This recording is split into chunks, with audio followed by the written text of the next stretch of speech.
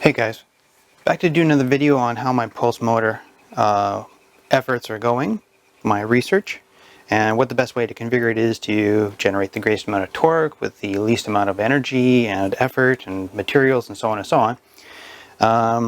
I'm about to take this one apart and rebuild it with a different system.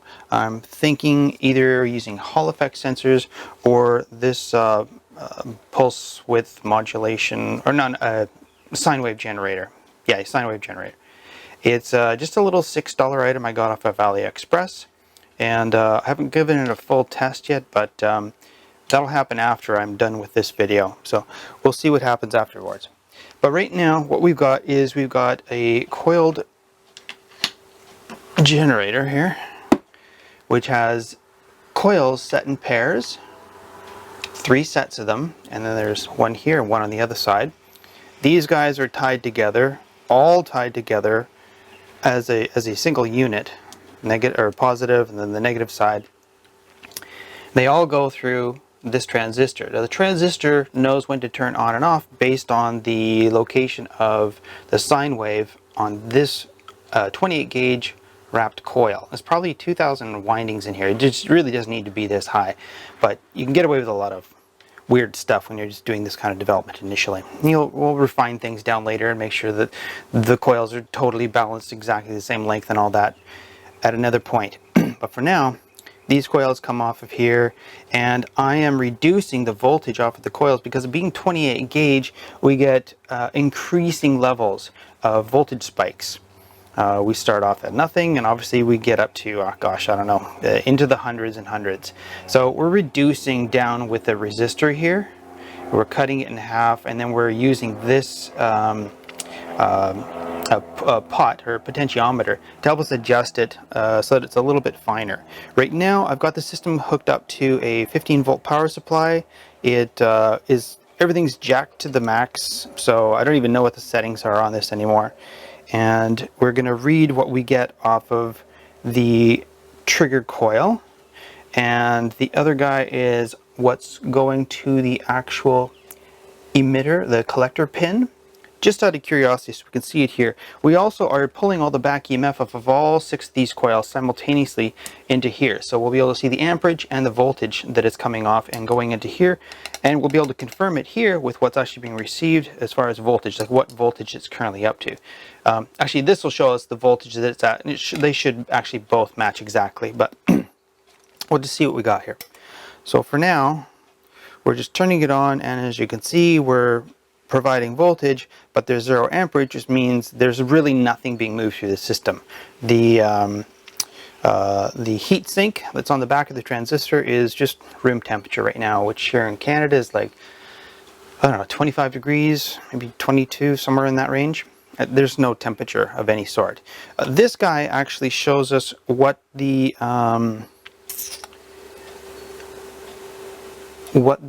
is this, that's grounding. This is going to this pin. This is going to the trigger. I think this is going to the trigger. Yeah, this is showing us what kind of voltage is actually making it to the trigger. So let's see if we can start this up. We'll just auto this.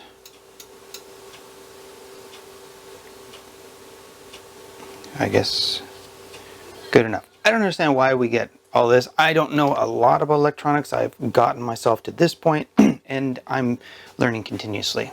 So we need to turn the resistance off on this pot all the way first. Give this a spin. Well, again, we're going to need to get up to around 1.2 volts, somewhere in that range. And then she'll catch. Okay, so now, well, we didn't need to go that high. We're at about 3/4 of a volt.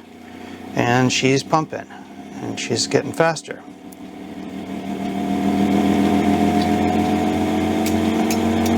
So in this configuration, we're pushing in 1.2 amps, 10 volts, self-adjusting. We're actually getting out nothing here at the moment. We'll turn this guy on so we can see what's going on here. So we're at 1 volt. inside this capacitor bank right now, collecting back EMF. This is not actually taking power from here and putting it here. It's taking power that's coming from here into here and then being wasted and lost. We're collecting it off of this guy. So if I pull this off, this is tapping the back EMF. We're getting nothing out of here, and this won't go up. So this little diode is a Shockley diode, and it's just capturing the spikes that are going backwards into the system. And we're going up again. We're also way high on the amperage output. We're at 0.5 amp, and our voltage is going up, and this voltage that matches that voltage. So this is going to continue to go up a little bit, I think. I'm tuning the resistance down because we don't need to supply so much voltage to the base of that transistor, and as you can hear, it's going up. And now it's going down. There is a sweet spot.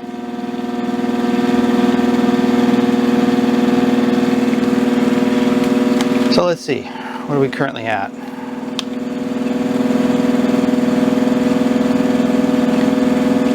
(1230 RPM and climbing, 1240. So I think this will probably keep going till around 1400 or so. The reason it's not going as high as in some of the pictures that I've posted, 15, 16, 1700 RPM, is because I'm using this lower voltage power supply right now for this demonstration, whereas I have a higher voltage power supply which is this guy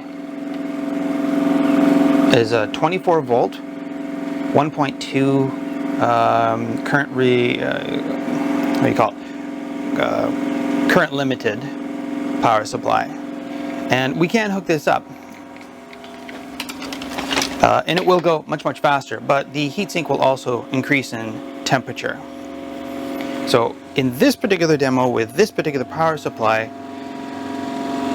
the heatsink doesn't really get that hot. It may be 30 or 40 degrees.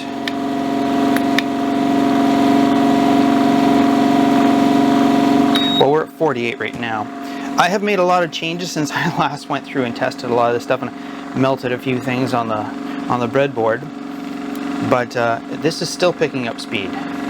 What are we at now? This feels a little bit higher. So that's at 1400 right now, and we're at 5 volts for the back EMF. So this is just energy that it would have been lost, and that back EMF would have flowed back through the lines and gone to the transistor and heated it up even more. But now we're pulling it off, so it helps sort of keep it down. Let's see if I can adjust this a little bit for us.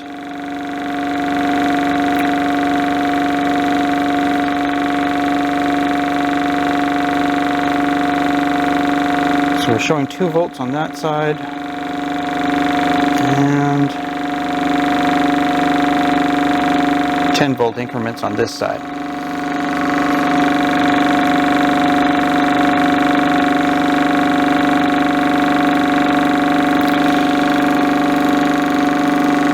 I don't really know what to show you on this. Normally I do just one line at a time, and I'm looking at something very specific. Right now it's kind of open-ended, and for this guy here, what we're seeing is this is the voltage going into the trigger, and or rather what we're getting out of the trigger.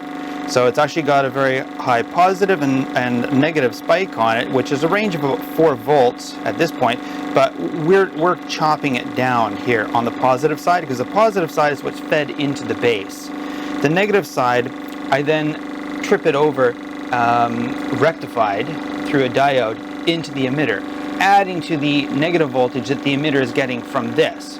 So this transistor is actually helping to create the pulses. The pulses are then creating back EMF in the trigger coil, which is not connected to the back EMF connected through here and being collected here, but is just being wasted. So we trap that back EMF in the trigger and redirect it back into the emitter, which adds to the overall voltage that the whole system is pulsing. So it's helping to feed itself in a way.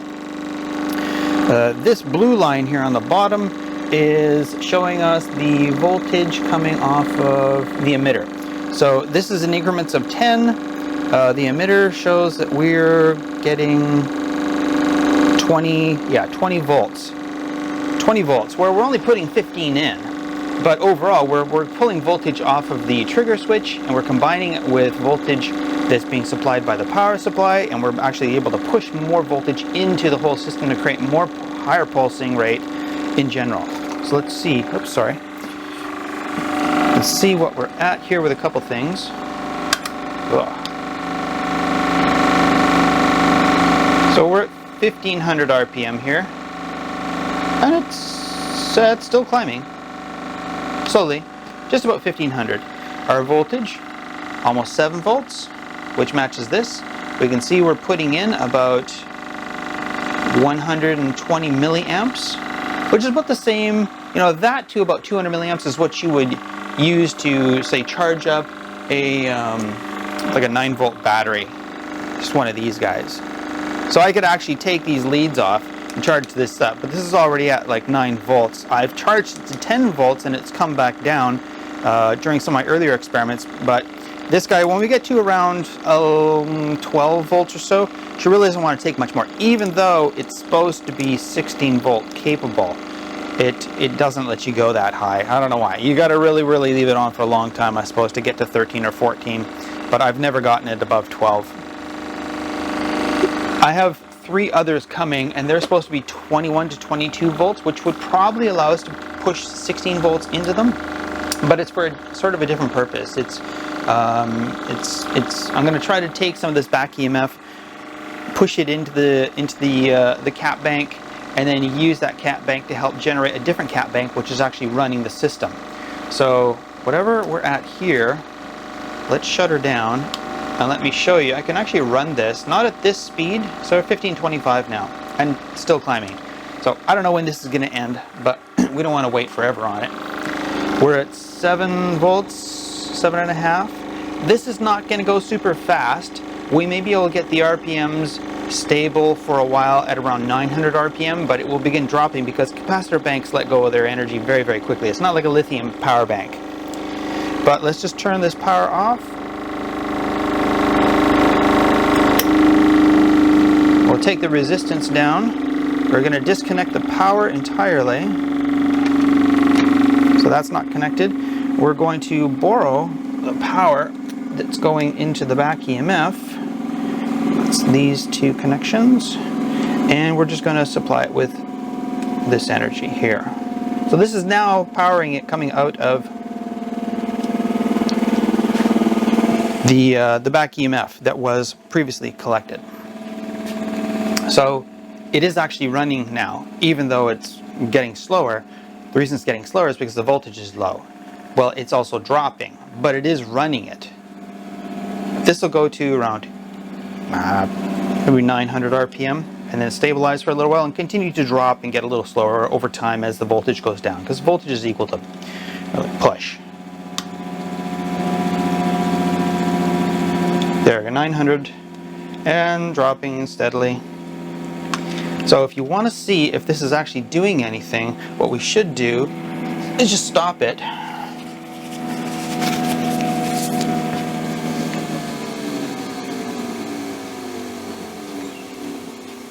And see if we can restart it on just the voltage coming from the capacitor bank. Alright, so this is stopped.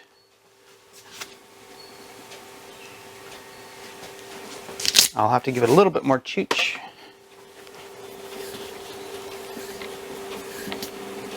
Okay, so that is now going to speed up on its own. This slowed down, but it is still drawing down. But this is speeding up. So we are at 300 RPM, let's just say that. Look at this in a moment.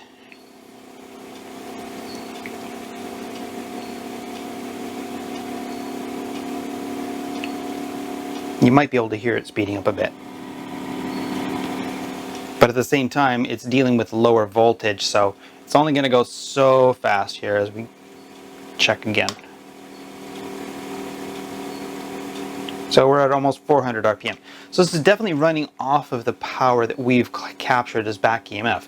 Now, we probably just used 15 watts or so to create probably around 1 watt worth of wasted energy that we've now stored here. So definitely this is not an over unity machine, but what we're attempting to do here is we're attempting to take as little energy as possible and create as much torque as possible, as efficiently as possible, with as little material as possible, and then we're going to put a generator on the side of that, and we'll see what happens after that point. I could build a generator with a bunch of coils. Like, this is capable of creating energy because you're basically just running a magnet past these coils, and I can capture that back into here.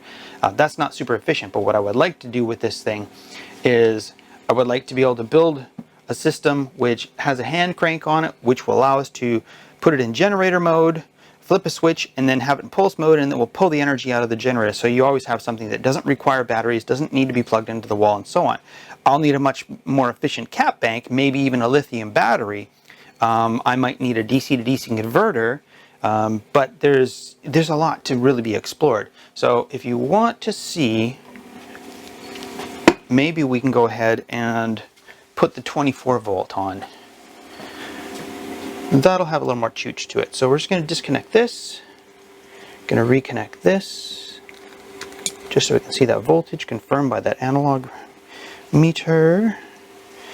This is going to capture our back EMF. Okay.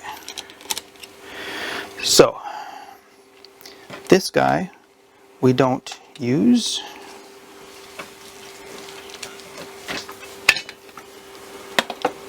So no power from here.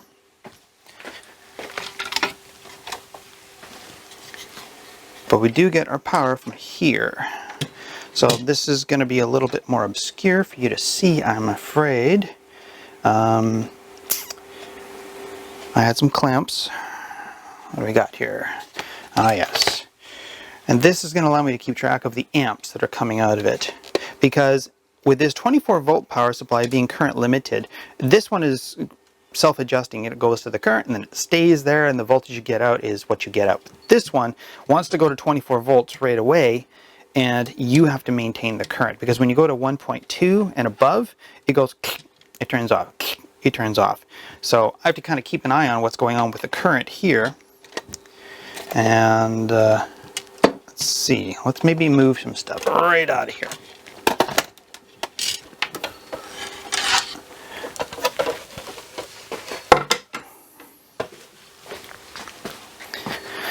In the future, with the Hall effect sensors, these coils in pairs, I'm going to build a new wheel that has 4 sets of magnets instead of the 12 that are in here, and 3 sets of paired coils, and that'll be interesting. But we're using energy to run those Hall effect sensors, so I don't know if it's going to be what I want in the end. I'm probably going to test and maybe just skip the Hall effect sensors altogether and go straight to using this guy, little sine wave generator.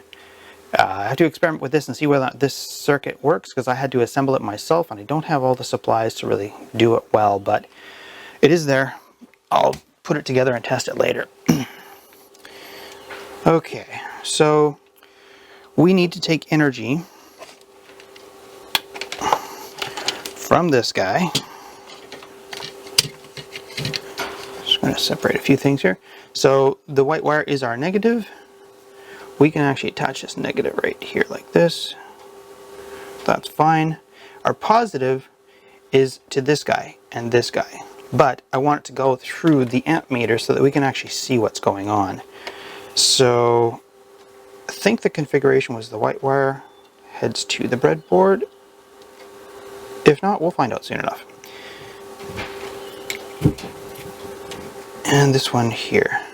So our incoming, red. No, I think I got these reversed. I gotta go this way. Yeah, I believe that's right. Otherwise, the needle spikes negative, negative, negative, and then it craps out quickly, and it's just confusing in general. So this is to split the voltages. If I'm only doing like up to about half an amp, I go black and then this one. But I'm doing, this is a 3 amp range on the top, so I'm going from black to the red here, which allows for the 3 amps full. Otherwise, it's the bottom for here to here. Not super important, but let's see what we get. We will turn our voltage back on. So we pulled some volts out of there. It might climb up a little bit because of the chemistry in these caps, but generally it shouldn't move. Like we can see it's stable here. This will hold on to its voltage for, I don't know, a long, long time, years maybe. So this power supply, we're going to connect to a power source. It's one across the room so we don't interfere with the power needed to run this guy. I think you'll be able to see the light come on right away. Or it'll juice up. There it is. So if you can't see that, there it is. Hopefully you can see it now. So that has energy, but there's no amperage going through it. There's no voltage. We don't have any sign that anything's happening here.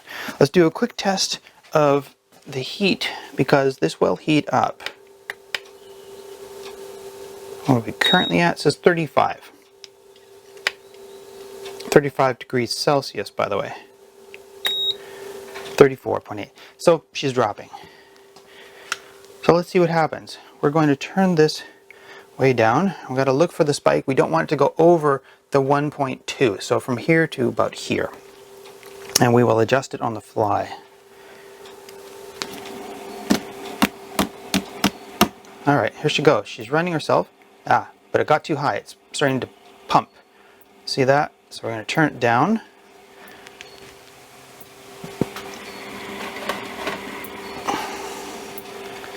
Got to resist a little more, and we'll start to see it climb slow and steady.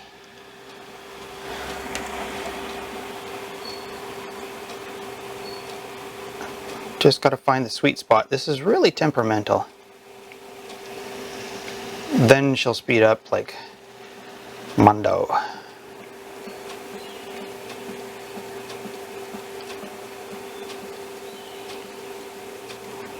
Pretty sure we still got enough speed.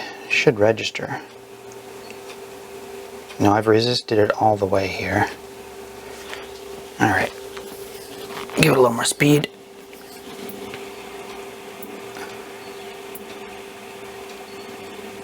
Okay, now she's holding. Now we got to keep it below. So this will speed up. I got to adjust down. More resistance, more resistance, more resistance.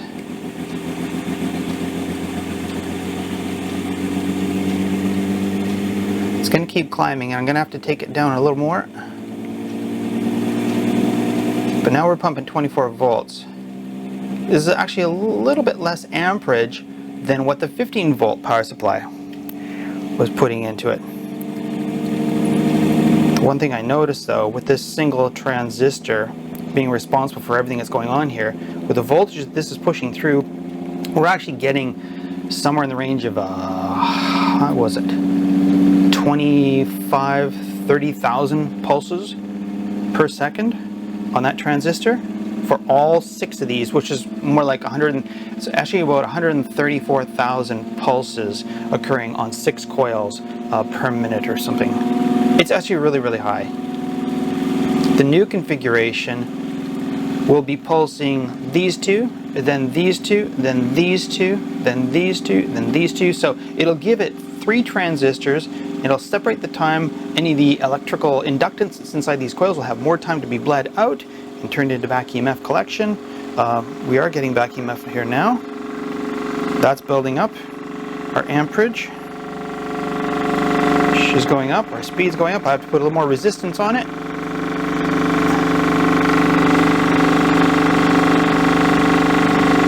Voltages match.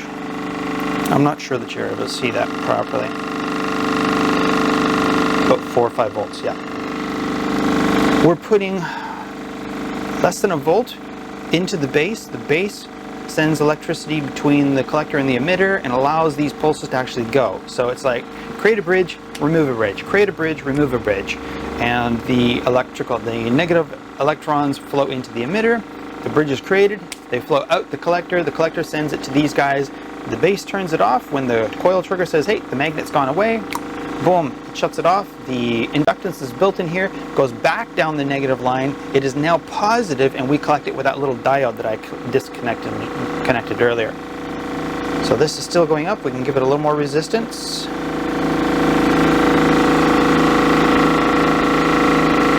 What are we at here right now?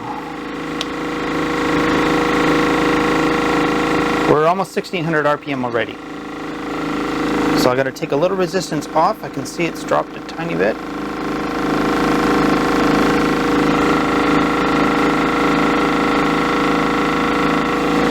What's our temperature at? 60. So won't run that too long, but I've gotten this quite a bit faster.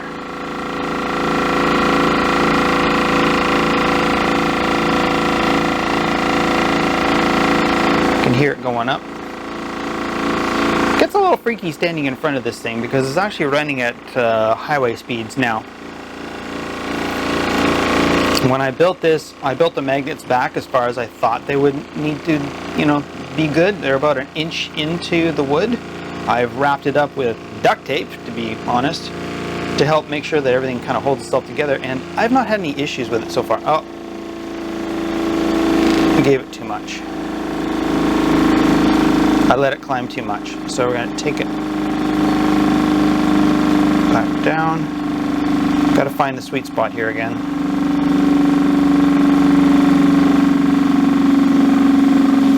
Okay, I'll give it full resistance just for a moment, and then we're just going to move it slightly. Take off a little bit. That's too bad. We were probably up to around 1700 RPM there.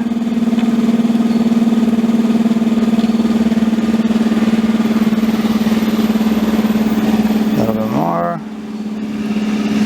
Maybe a little bit more.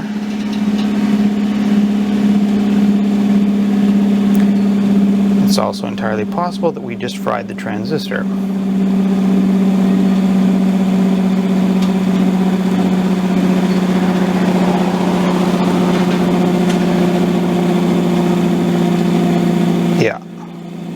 I'm not saying we fried the transistor entirely, but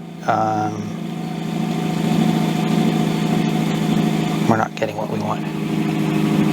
A couple of times I had this happen, and it was actually the trigger, because of the vibration, fell off and I wasn't getting the triggering.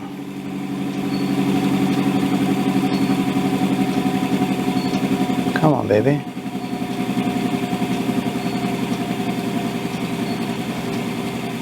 Well, I think it's a sign.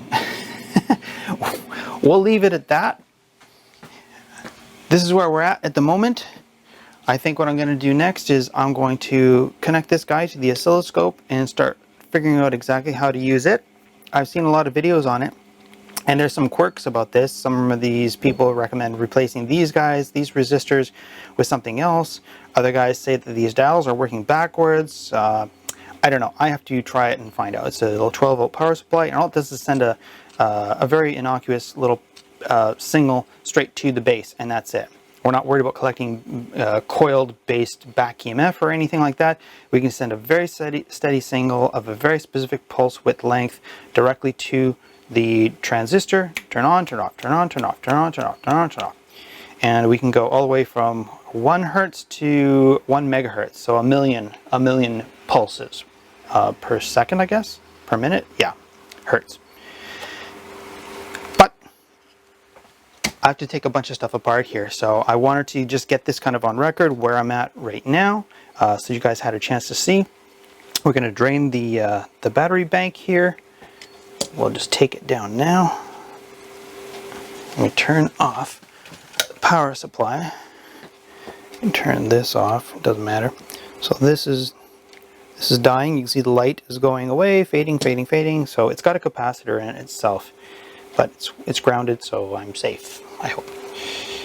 Let's just, inductance is built in here, goes back down the negative line. It is now positive, and we collect it with that little diode that I disconnected and connected earlier. So this is still going up. We can give it a little more resistance.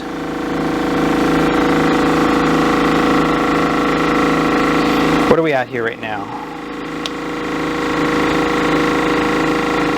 We're almost 1600 RPM already.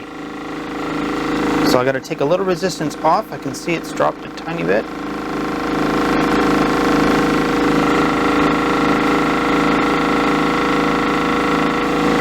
What's our temperature at? 60. So won't run that too long, but I've gotten this quite a bit faster.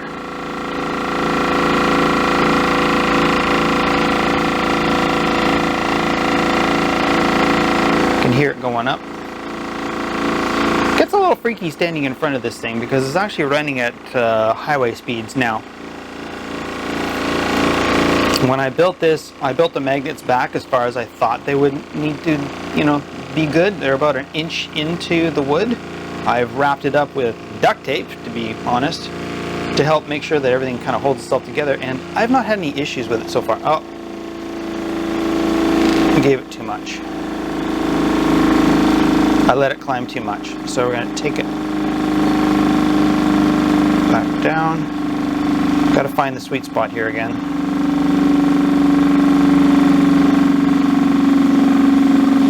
Okay, I'll give it full resistance just for a moment, and then we're just going to move it slightly, take off a little bit. That's too bad. We were probably up to around 1700 RPM there.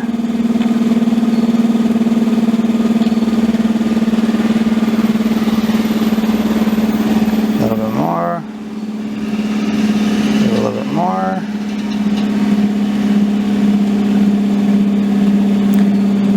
It's also entirely possible that we just fried the transistor.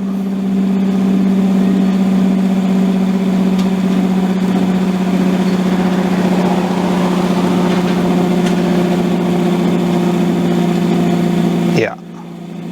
I'm not saying we fried the transistor entirely, but we're not getting what we want. A couple of times I had this happen, and it was actually the trigger, because of the vibration, fell off and I wasn't getting the triggering.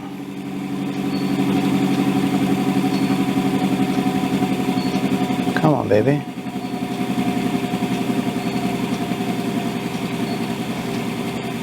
Well, I think it's a sign. We'll leave it at that. This is where we're at the moment. I think what I'm going to do next is I'm going to connect this guy to the oscilloscope and start figuring out exactly how to use it. I've seen a lot of videos on it, and there's some quirks about this. Some of these people recommend replacing these guys, these resistors, with something else. Other guys say that these dials are working backwards. I don't know. I have to try it and find out. It's a little 12-volt power supply, and all it does is send a very innocuous little signal straight to the base, and that's it. We're not worried about collecting coiled-based back EMF or anything like that. We can send a very steady signal of a very specific pulse width length directly to the transistor. Turn on, turn off, turn on, turn off, turn on, turn off, turn on, turn off. And we can go all the way from 1 hertz to 1 megahertz. So a million pulses per second, I guess? Per minute? Yeah, hertz. I have to take a bunch of stuff apart here, so I wanted to just get this kind of on record where I'm at right now, so you guys had a chance to see. We're going to drain the battery bank here. We'll just take it down now. Let me turn off the power supply and turn this off. It doesn't matter. So this is dying. You can see the light is going away, fading, fading, fading. So it's got a capacitor in it itself. A few moments later. Hey, so on the last video, or just a moment ago for you, I think my video got cut out, some power losses or something. I was talking about using my sine wave generator here.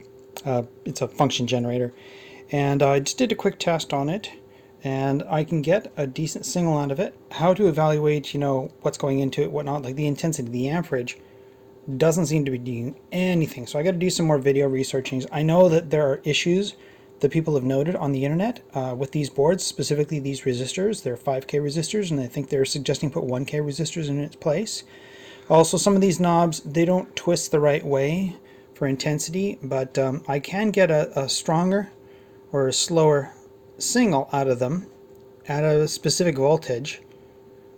Right now this is using a 9-volt rechargeable battery, so that's great, but the amperage dial doesn't do squat, so I got to look into this a little bit more. However, I did realize that there is a problem with this. I can't use this if I'm going to build it on a system that has 3 sets of pulsing coils, because it's going to send a signal to turn on this pair, and this pair all at the same time, and that's not what I want, because I plan on building a slightly different configuration of 4 magnets and 3 coils as an offset. And I'm just going to show you something here, so I got to mount this real quick. This is a diagram of a spinning wheel with this is a spinning wheel with 4 magnets in it. Okay, and this is the stator with 3 coils in it.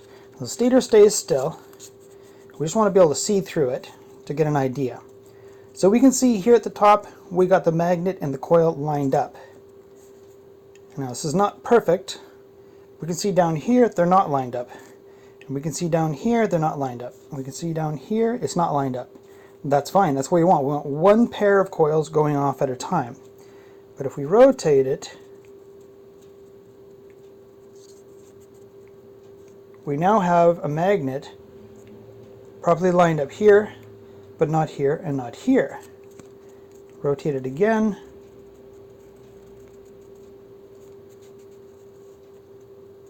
And we have a properly lined up magnet here, but not here,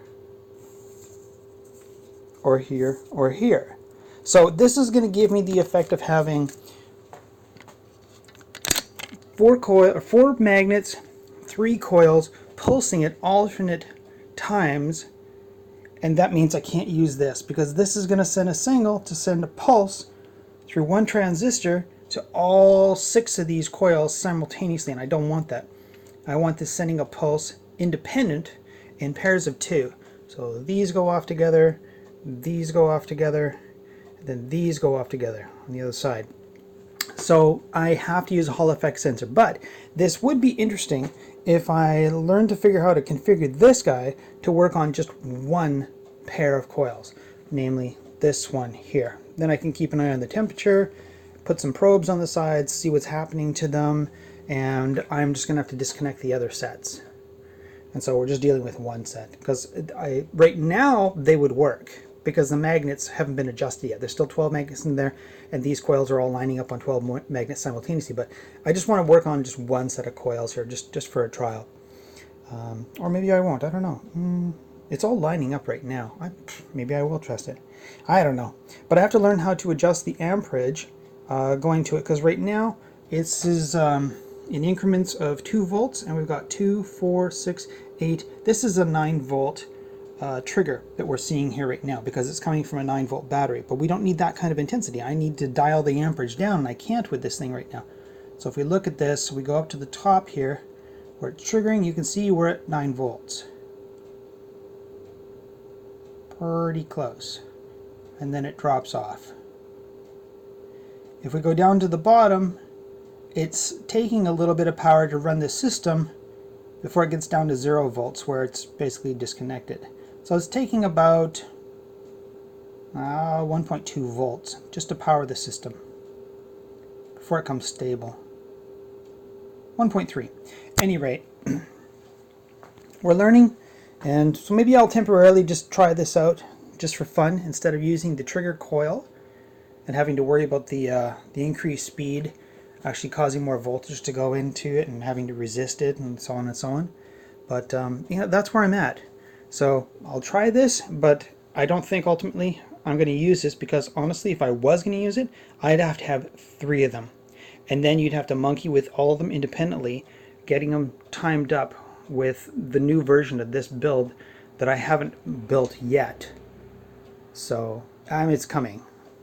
We'll just see as soon as I got a little bit of time to focus on it. We'll take this apart, drill a bunch of holes, cut some stuff, get some more material. Wish me luck. Take care. Bye-bye. 24 hours later. Okay, quick follow-up.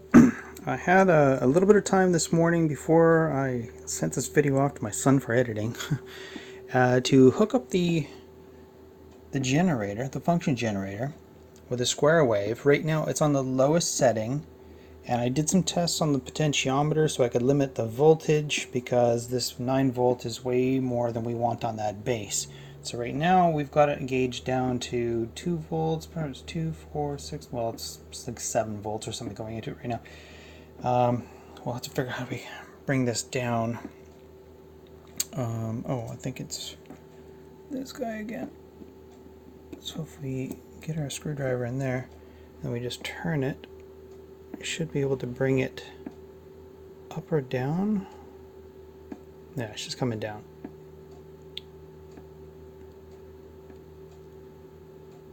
Alright, so our voltage has gone way down. That's much safer for the base, so we do have some modicum of control there. I'm going to leave it at like 2.5 volts. Right around there, I think, is as good as I can get it. But this is actually putting up very little amperage, so I'm not sure that's enough to trigger it. However, it does sound like it. If you listen, you hear it ticking? Okay, so what we need to do in order to take advantage of this is we need to actually spin it and then try to figure out how to set the timing. So we need to increase the frequency .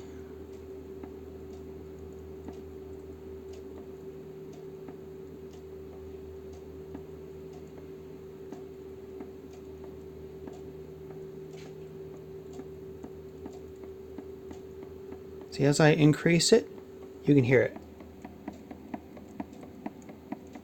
The problem is I gotta eyeball the moment that magnet passes by any of those coils to know when it's supposed to go off. So this is gonna be impossible unless I just get goddamn lucky.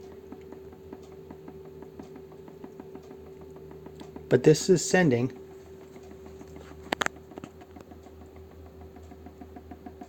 something. Where is that? That's coming from, let's see, that guy comes around here, is looking at the voltage going into the collector, or going into the emitter. So there is something going into the emitter. Maybe we need to increase it.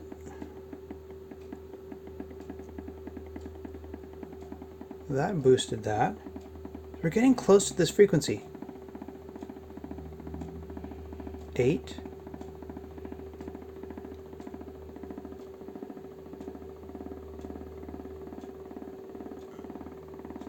Oh, it's not spinning.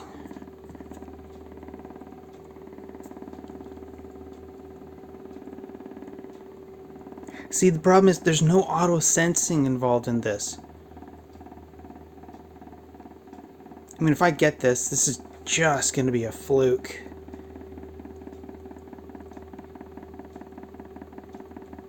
Well, I made it a little faster, and then I spun it, and the spin slowed down to the point where it's probably matching the frequency now on its own. So the trick would be making it faster.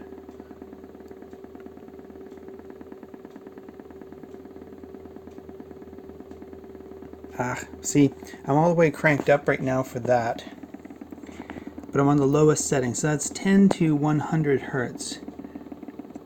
So that's 10 to 100 pulses per second. So that's definitely not enough. So what we've got to do, I'm going to pull this pin.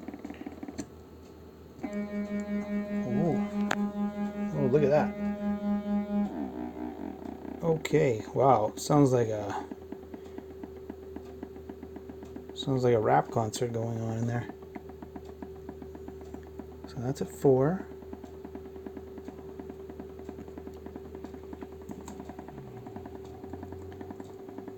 Boy, yeah, this is going to be really hard.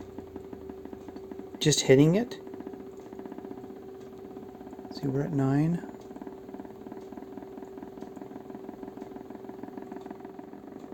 More amperage is going in. You can see from that number right there. We're getting close. But the problem is if I hit it at the wrong time, I hit it on the wrong side of the magnet, I'm slowing it down. So this This won't work. I have to have something that's sensing in order to be able to set the timing. This won't work. I don't know enough yet to take advantage of this.